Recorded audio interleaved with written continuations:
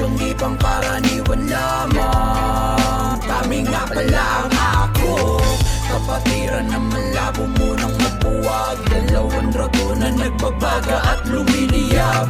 Kapatiran na iisa lang ang pananaw. Alpaka, Paro, mula Luzon, Visayas, Mindanao. Marami ang nagtatanong sa kapatiran naming hinasa ng panahon.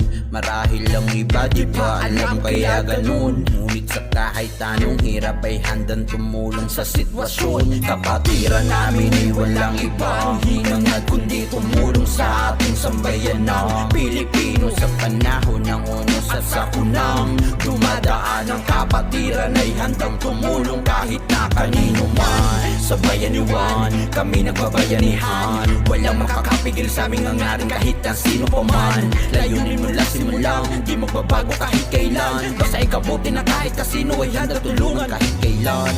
Mula Luzon, Visayas hanggang Mindanao, ang kapatiran lamang lagi ang sinisigaw. Kaya malabo muna kami na mapakayaw. Alpaka, Paro, ang lagi-lagi lamang lilitaw.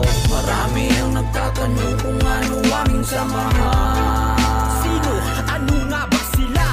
Ito'y organisasyon di pangkaraniwan lamang. Kami nga pala ang ako, kapatiran na malabo munang mabuwag. Dalawang dragon na nagbabaga at lumiliyab. Kapatiran na iisa lang ang pananaw. Alpaka, Paro, mula Luzon, Visayas, Mindanao.